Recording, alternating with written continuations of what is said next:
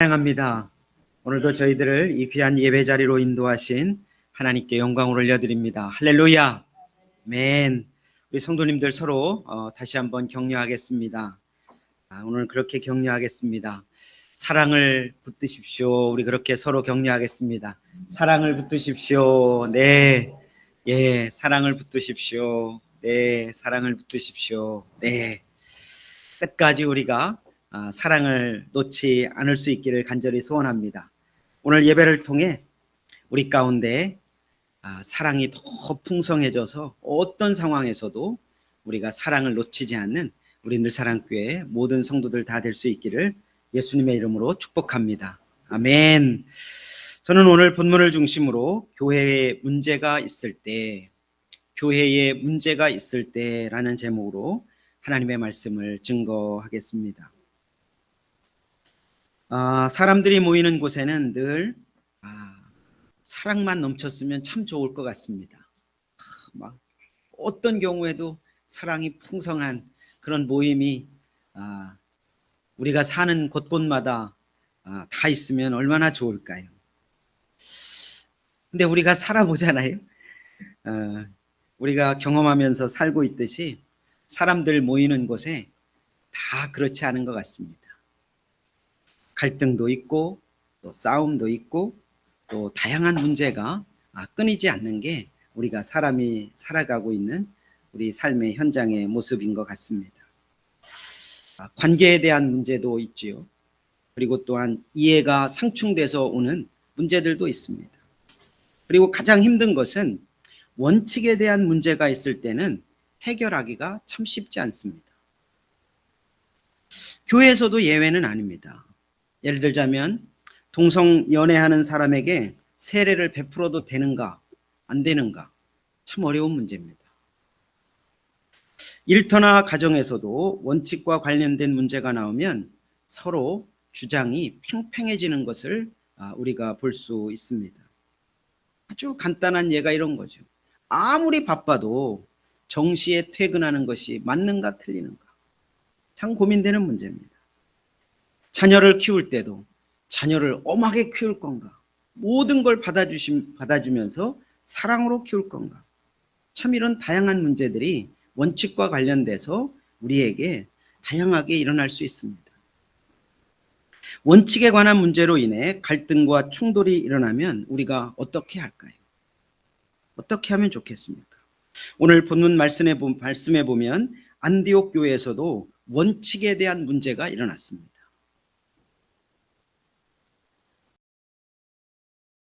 대단히 교회 역사에서 이 15장은 중요합니다. 교회 역사에서 이 15장을 빼놓을 수가 없습니다. 엄청나게 중요한 장입니다.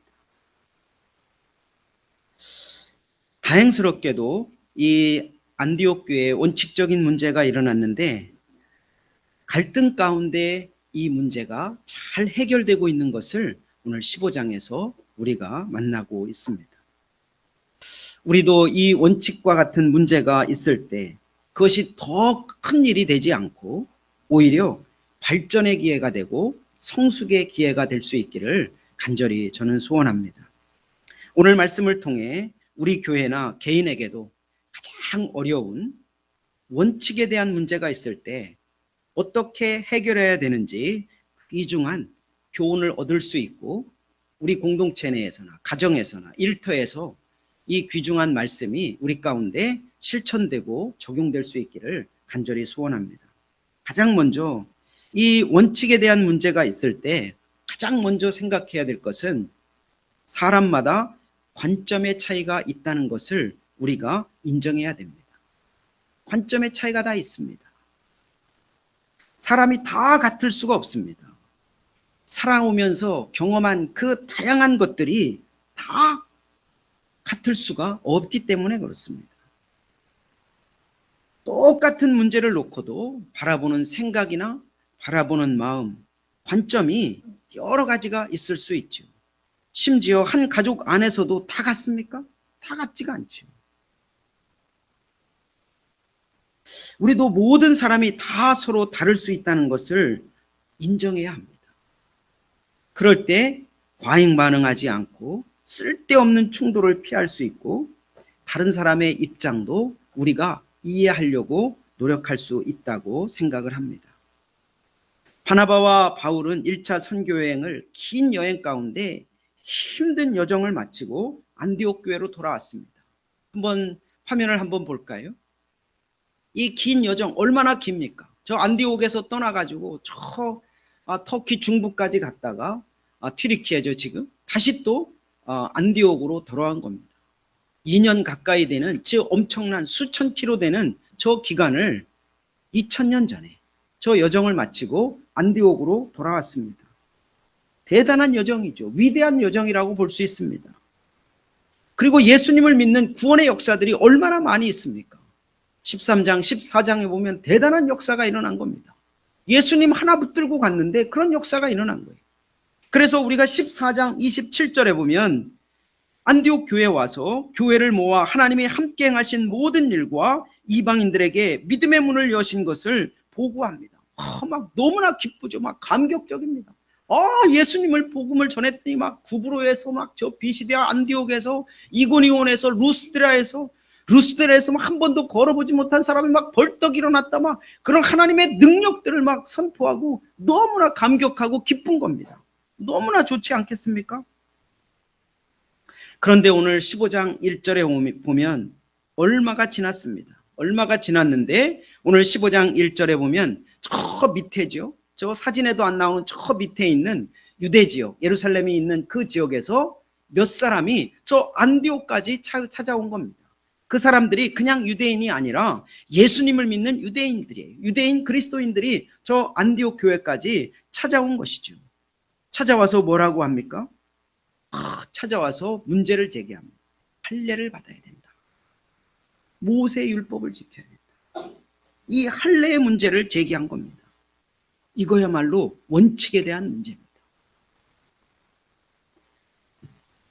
아브라함 때부터 연결된 이 유대인들이라면 이걸 빼놓고는 생각할 수 없는 이 엄청난 원칙에 대한 문제를 갖고 이 안디옥 교회에 분란이 일어날 수 있는 상황이 일어난 겁니다.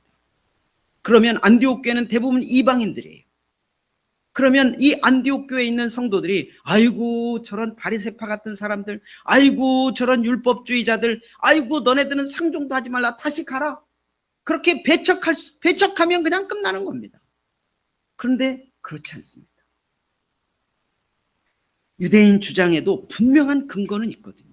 유대인 주장이 다 틀린 건 아닙니다. 유대인들 주장은 나름대로 근거가 있어요. 왜요? 창세기 17장에 가보면 이 할례를 하나님께서 명한 것이거든요. 그리고 이 할례는 바로 언약 백성의 표시라는 것을 분명히 창세기 17장 10절에서 11절 가운데 분명히 알려주는 거거든요. 그러니까 예수님을 믿은 유대인이면서 그리스도인들도 근거가 있는 거예요. 내가 몸에 표를 갖고 거룩한 하나님의 백성으로 살겠다. 하나님이 나에게 주신 언약의 표시다. 이걸 붙들고 살아가는 게 나쁜 건 아닙니다. 그들 나름대로 노력하고 있는 거예요.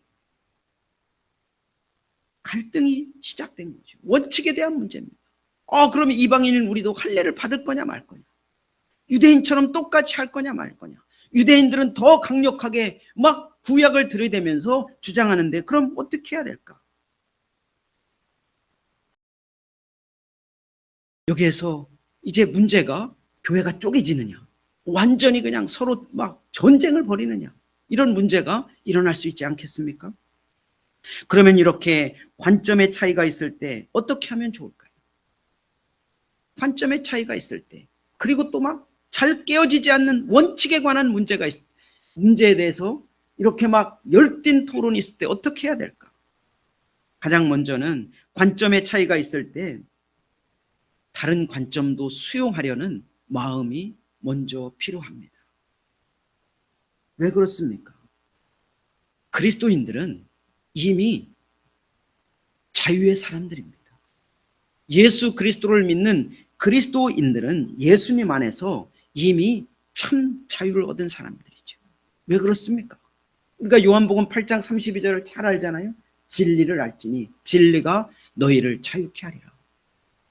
예수님 안에 있는 사람은 그 원칙 때문에 막 치고받고 막 갈라지고 하는 것보다 그 안에서 진정한 자유를 이미 누리고 있기 때문에 마음을 넓히고 받는 마음이 더 중요하다는 것을 우리가 기억해야 될 줄 믿습니다. 지금도 살아계시지만 90 가까이 되신 유명한 영성가인 리차드 포스트가 자유에 대해서 멋지게 정의한 것이 있습니다. 한번 들어보십시오. 자유는 주위 사람들이 내 고집대로 해야 한다는 고집을 포기하는 것이다. 짧지만 명쾌하지 않습니까? 자유는 주위 사람들이 내 고집대로 해야 한다는 고집을 포기하는 것이다. 내가 원하는 대로 안 되면 막 낙심하고 막 분노하고 막 그냥 자기 쏟아볼 거 다 쏟아보고 혹거나 침묵하고 혹거나 야 너는 내가 상종도 안 해갔다. 관계를 안 하려고 하는 게 자유가 아닌 것입니다. 예수님은 어떻습니까? 예수님은 저와 같은 죄인도 섬기러 오셨다고 예수님은 말씀하셨습니다. 예수님이 부족할 게 뭐 있습니까? 하나님이신데 능력이 하늘과 땅을 다 소유한 만큼의 능력이 있는데 아쉬울 게 뭐 있습니까? 근데 그 예수님이 이 땅에 오신 이유가 무엇입니까? 섬기러 오셨다. 다 내려놓으신 겁니다. 다 포기하신 것입니다. 그래서 저를 받아주시고 저를 위해서 십자가에 돌아가신 것이죠. 할렐루야. 죽고 사는 것도 아닌데 다 내 의견대로 다 되기를 고집하다 보면은 어떻게 됩니까? 될 일이 하나도 없지요. 다 원수죠. 다 원수입니다. 예수님과 같이 열어주고 받아주는 것이 먼저라는 것을 저와 사랑하는 성도님들이 기억해야 될 줄 믿습니다. 1절을 보세요. 1절을 보시면 안디옥 교회는 이방인들이 주로 모이는 교회지 않습니까? 거기에 유대인 그리스도인들이 왔어요. 그때 야, 나 그딴 얘기 듣기도 싫어. 고집을 부리고 야, 그럼 너희들끼리 가서 교제하면 되지. 그렇게 내쳤다면 이 안디옥 교회는 어떤 모습이 됐을까요? 아주 그릇도 쪼그라지고 그냥 선교의 전초기지와 같은 역할은 이 안디옥 교회는 하지 못했을 것입니다. 그런데 이 안디옥 교회는 그들을 몰아내지 않습니다. 몰아내지 않아요.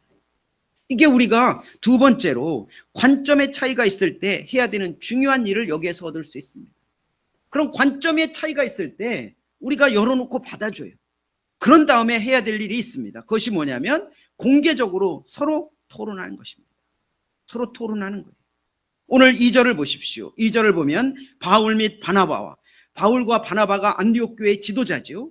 그분 두 분하고 그 다음에 그들 사이에 그들은 어디입니까? 유대로부터 온 유대인 그리스도인들이에요.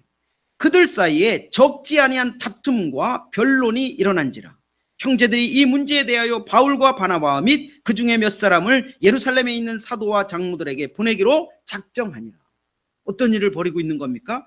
토론하는 겁니다. 서로 열되게 그리고 공개적으로 치열하게 토론하고 있는 모습을 볼 수 있습니다. 결론이 안 나는 거예요. 그래도 열심히 치열하게 토론합니다. 그 토론한 내용이 무엇일까요? 그 뒤에 나오는 문제에 보면 구원에 대한 문제, 이방인과 유대인과의 차이, 그리고 믿음의 문제 이런 것들을 막 열되게 토론했을 것입니다. 할례가 구원과 무슨 상관이 있냐? 할례와 예수님과 무슨 상관이 있냐? 막 이런 거를 열되게 토론했을 거예요. 그 토론하다 보니까 결론이 안 냈어요.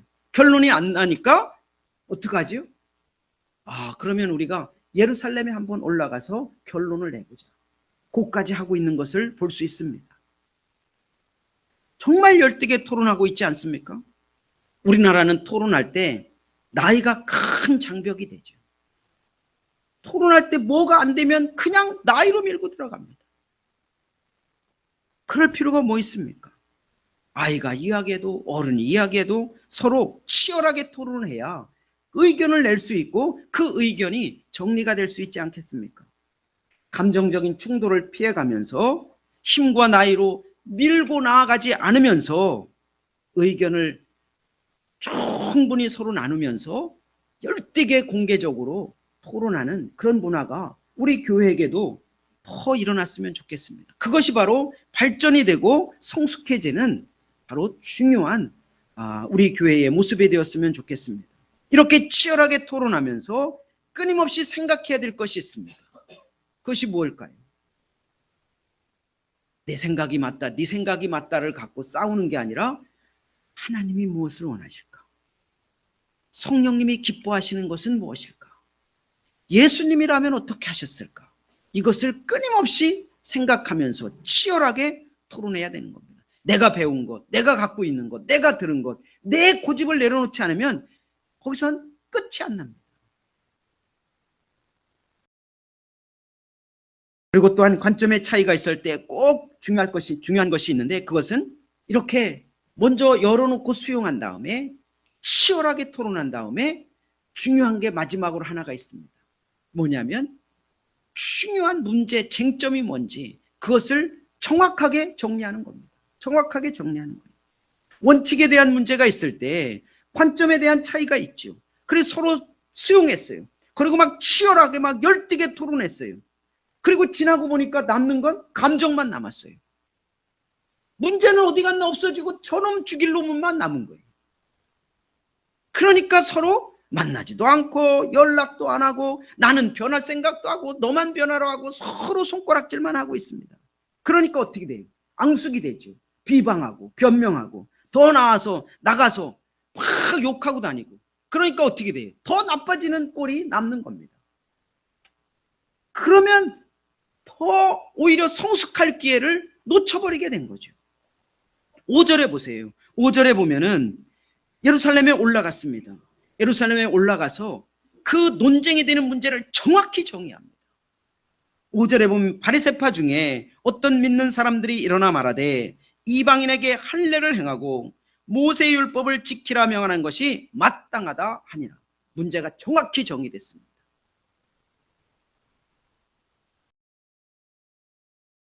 막 이방인 막 저렇게 열띠게 다녀서 했는데 우리는 할례 준 적이 없고 모세의 율법을 지키라고 한 적도 없는데 예수 그리스도를 믿고 막 성령이 임하는 놀라운 역사가 일어났는데 갑자기 엉뚱한 문제가 대두된 겁니다. 그럴 때 어떻게 할까? 그 문제를 수용하고 열띠게 토론하고 그 문제를 갖고 예루살렘 교회에 올라갔습니다.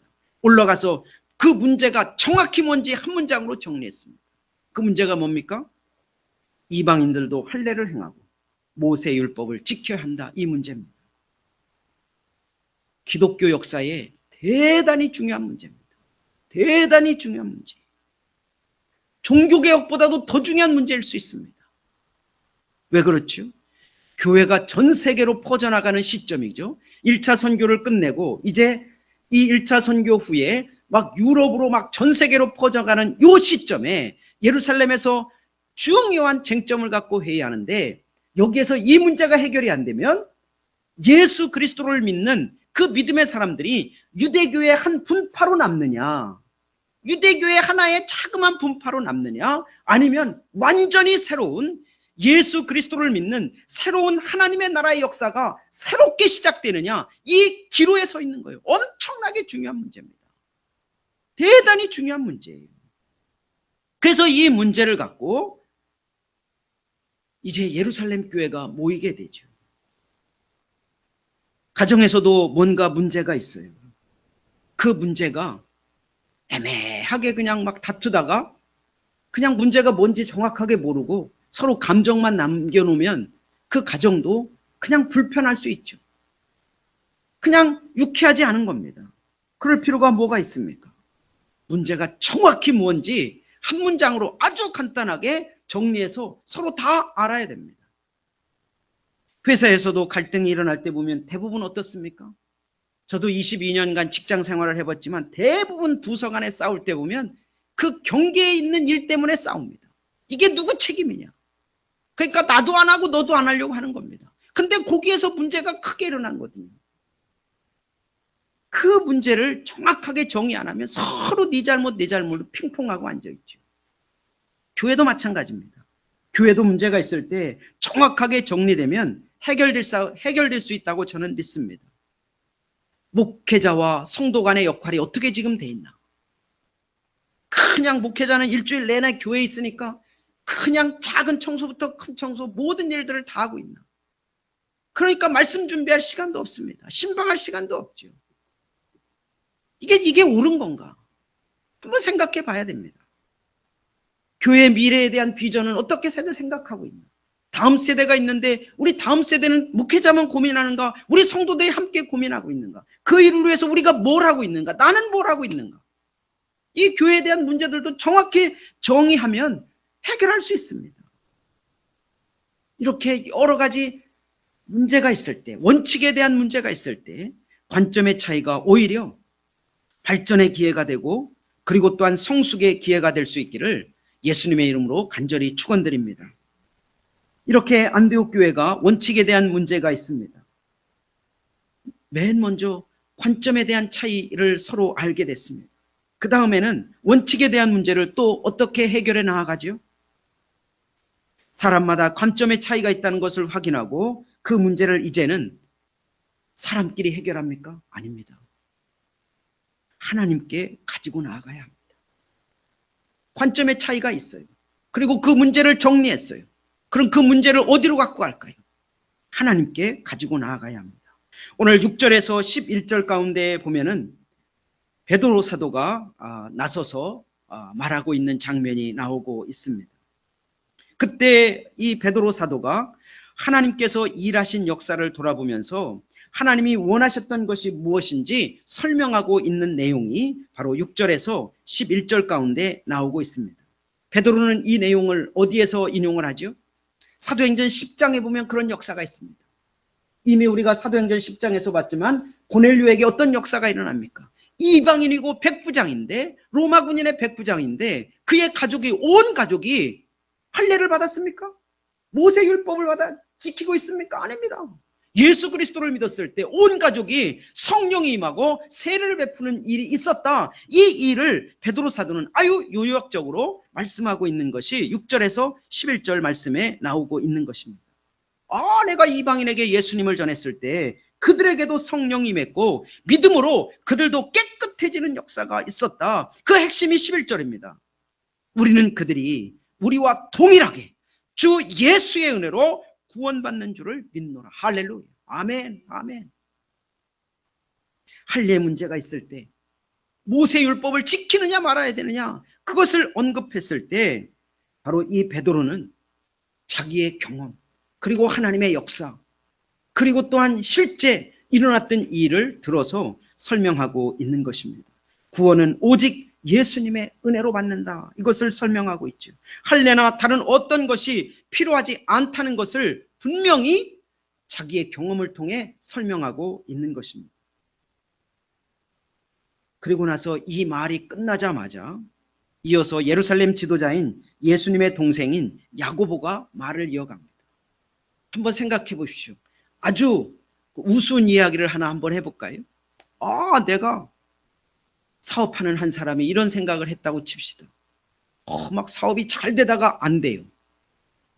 그래서 사업이 어떤 때 잘 됐지?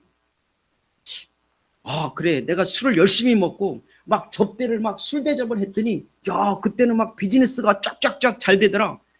그러니까 옛날 경험을 통해서 보니까 다시 내가 요즘 술을 안 먹는데 술을 열심히 먹으면서 술 접대를 열심히 하면 비즈니스가 잘 될까? 이렇게 옛날 경험을 통해서 잘못된 결정을 할 수 있잖아요. 그거와 비슷합니다. 베드로가 자기의 경험을 통해서 설명하니까 엉뚱한 결정을 하지 않도록 바로 오늘 말씀을 이어서 야고보 사도가 설명을 합니다. 야고보 사도는 누굽니까? 예수님의 동생이죠. 예수님의 동생은 그 당시에 예루살렘 교회의 지도자였습니다. 그 야고보는 오늘 13절에서 18절까지의 말씀을 통해서 야고보 사도가 다시 말씀을 이어나가기 시작합니다. 그 말씀을 이어나가는 것이 어디에 근거를 두고 있습니까? 옛날 경험인가요? 아닙니다. 말씀에 근거를 두고 있습니다. 야고보는 13절에 18절에서 성경 말씀으로 하나님이 원하시는 것이 무엇인지를 설명하고 있습니다. 그러니까 베드로 사도는 하나님께 갖고 나갈 때 하나님이 일으키셨던 역사를 갖고 나갔고, 그 다음에 야고보 사도는 하나님의 말씀이 어떻게 되어 있는지 그 말씀 앞에 그 문제를 갖고 나아가고 있는 것입니다. 베드로가 예전에 그랬으니까 지금도 동일할 거야. 그러면 막 아우성 칠 수 있잖아요. 그러니까 이 지도자인 야고보는 영원한 진리의 말씀, 변하지 않는 하나님의 말씀, 유대인들도 잘 아는 구약의 말씀을 딱 붙들고 그 문제 앞에 직면하고 있는 것을 볼 수 있습니다. 어디 말씀을 인용합니까? 아모스 9장 11절에서 12절 말씀을 인용하고 있습니다.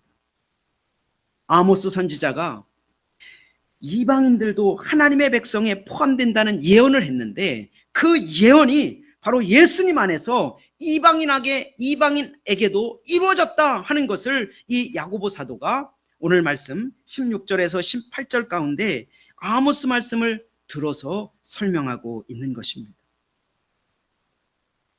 그 문제를 자신들의 지혜로 풀지 않고 하나님이 일으키셨던 역사, 하나님의 말씀 앞으로 가지고 나아가서 그 문제를 조명해 보고 있는 것을 볼 수 있습니다. 베드로와 야고보, 바울 다 어떤 사람들입니까? 유대인들이죠.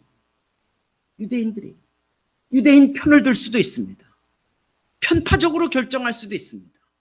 유대인들 의견을 하고 믹스할 수도 있습니다. 그래, 그냥 예수님도 믿고 할례도 받아. 그럼 되지 않겠어? 그러지 않습니다.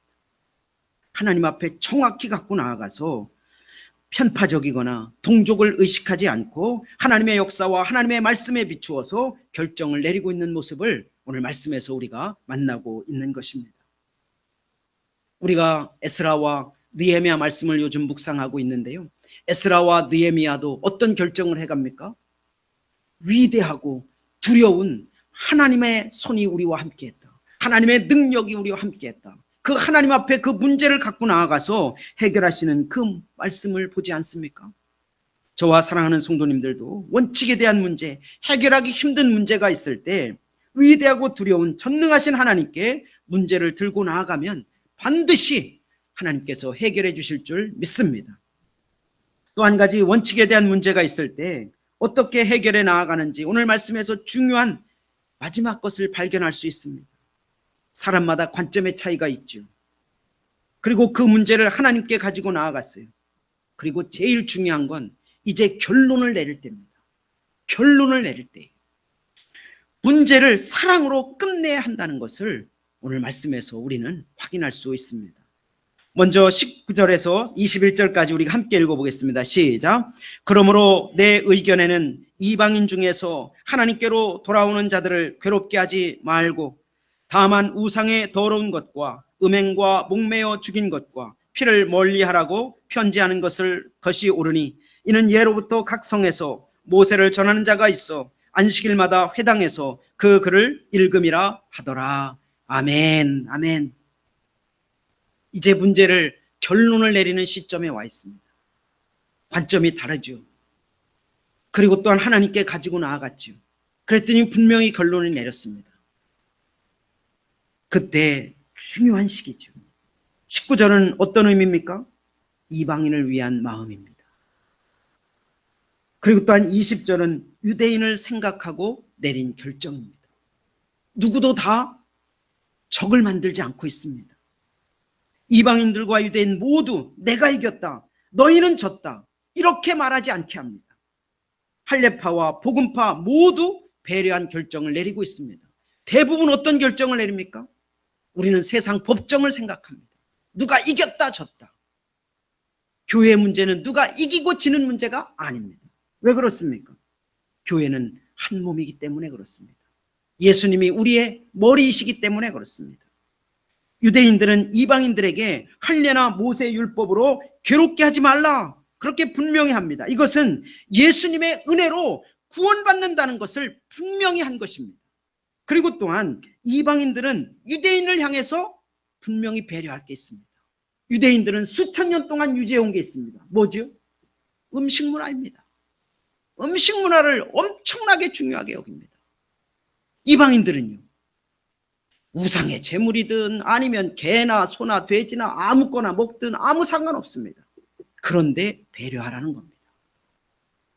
그래서 여기에서 보면 이방인들도 유대인을 배려하면서 음식 문화와 관습을 이해하고 아무거나 무분별하게 한 공동체에서 먹는 거는 조심하라. 그렇게 20절에서 결론을 내리고 있는 것입니다. 이 말씀을 보면 이방인들이든 유대인들이든 예수 그리스도 안에서 한 몸이 되어서 한 공동체를 이루고 있는 사람들이 네가 졌지, 내가 이겼지, 이게 중요한 게 아니라 서로 하나가 되어서 서로 다시 다음 계단을 위해서 올라갈 수 있는 그 결정을 하고 있는, 사랑이 배어 있는 놀라운 결정을 하고 있다는 것을 알 수 있습니다. 소위 말해서 한쪽은 복음파, 한쪽은 할례파예요. 그래서 서로 손가락질하면서 매번 만대, 너는 오른쪽 앉아, 너는 왼쪽 앉아. 밥 먹을 때도 나는 너하고 같이 안 앉아. 그게 무슨 공동체입니까? 그게 무슨 예수님이 머리로 하나 된 몸입니까? 잘못된 모습이죠. 절대로 그런 모습이 없도록 사랑으로 하나 되게 하는 그 결정을 내리고 있는 것을 오늘 말씀을 통해서 아름다운 모습을 볼 수 있습니다. 마지막 결론을 내릴 때는 사랑으로 끝내야 된다는 것을 알 수 있는 것입니다. 문제의 결론을 내릴 때가 제일 중요합니다. 누가 이겼느냐, 누가 졌느냐, 이게 중요한 것이 아닙니다. 양쪽 다 사랑으로 배려하는 것이 정말 중요한 것입니다. 승리도 패배도 한 공동체에서는 의미가 없는 것입니다. 오직 사랑으로 더 성숙되고 발전되어서 더 새로운 단계로 나아가는 모습을 갖추는 것이 더 중요하다고 믿습니다. 저는 그게 사랑입니다. 오늘도 성경 공부를 할 것입니다. 오늘 성경 공부 제목이 무엇입니까? 사랑에 의한 생활입니다. 요한일서 4장 10절과 11절을 제가 있습니다. 사랑은 여기 있으니 우리가 하나님을 사랑한 것이 아니오 하나님이 우리를 사랑하사 우리 죄를 속하기 위하여 화목제물로 그 아들을 보내셨음이라. 사랑하는 자들아, 하나님이 이같이 우리를 사랑하셨은즉 우리도 서로 사랑하는 것이 마땅하도다. 아멘. 우리를 위해서 하나님은 예수님까지 사랑으로 내주셨는데 우리가 못 받을 게 도대체 무엇입니까? 도대체 무엇입니까? 동성연애하는 사람을 못 받을 게 도대체 무엇입니까? 우리가 나름대로 자기가 평생 동안 고집하고 있는 것을 여기서 고집하는데 그것을 못 받을 게 뭐가 있습니까? 예수님까지 내어줬는데. 이제 말씀을 정리합니다. 우리 교회도 문제가 없을 때가 있었을까? 저도 40여 년간을 한번 돌아봤습니다. 우리 교회도 다양한 문제 많았습니다. 얘기하기도 힘든 문제도 많았습니다. 쪼개지고 갈라지고 싸우고 삿대질하고 많았습니다. 많았어요. 가장 해결하기 힘든 원칙의 문제들도 있었습니다. 방언이 있네 없네. 성경이 뭐가 옳으네 그러네. 웃기는 얘기 아닙니까? 앞으로도 일어날 것입니다. 앞으로도 일어날 거예요. 그때 우리는 기억해야 됩니다. 무슨 말씀을요? 사도행전 15장. 사도행전 15장이 없으면 2차 선교, 3차 선교가 어떻게 됐을지 우리는 상상할 수 없습니다. 우리 교회도 분명한 문제가 일어날 겁니다. 그때 어디로 돌아가야 될까요? 사도행전 15장. 사도행전 15장입니다. 사도행전 15장을 읽으면서 관점의 차이가 있구나. 그 관점의 차이가 있을 때 다른 관점을 수용하고 치열하게 토론하고 문제를 정확히 정리하는 게 중요합니다. 딱 한 문장으로 명쾌하게. 그리고 문제를 공동체가 함께 하나님께 가지고 나아가야 됩니다. 하나님은 어떻게 역사하셨나? 그리고 하나님의 말씀은 우리에게 무엇을 말씀하시나? 그리고 또한 그 문제를 사랑으로 끝내야 합니다. 다 품는 사랑이 최고입니다. 그럴 때 우리 교회도 더욱 발전하고 더욱 성숙되고 하나님이 쓰실 만한 교회로 더더욱 우리 교회를, 이 안디옥 교회가 선교의 전초기지와 같이 우리 늘사랑교회도 그렇게 사용해 주실 줄 믿습니다. 함께 기도하겠습니다. 하나님 감사합니다. 오늘 사도행전 15장 말씀을 통해서 우리 교회를 돌아보고 우리 가정을 돌아보고 우리 개인을 돌아볼 수 있어서 진실로 감사합니다. 우리가 살아가면서 여전히 우리 앞에 문제는 나타날 것입니다. 교회도 나타나고 가정도 나타나고 일터에도 나타나고 우리 개인에게도 분명히 나타날 것입니다. 그때 우리가 사도행전 15장을 기억하게 하여 주시옵소서. 특별히 우리 교회에게도 원칙의 문제가 발생할 때 그것을 갖고 졌네 이겼네 손가락질하고 막 비방하고 감정만 남기는 것이 아니라 사도행전 15장으로 들어갈 수 있도록 우리 교회를 인도하여 주시옵소서. 그래서 결론이 어떤 결론이 나도 사랑으로 함께 품고 함께 발전하고 성숙되는 결론을 내릴 수 있도록 우리 늘사랑교회를 축복하여 주시옵소서. 우리 늘사랑교회 미래를 축복하여 주시옵소서. 안디옥 교회와 같이 선교 전초기지가 되는 늘사랑교회가 될 수 있도록 하나님 축복해 주시옵소서. 감사하며 예수님 이름으로 기도 올리옵나이다. 아멘. 아멘. 우리 다 함께 일어나겠습니다. 찬송가 220장 우리 말씀을 기억하면서요. 220장 우리 함께 찬양 드립니다.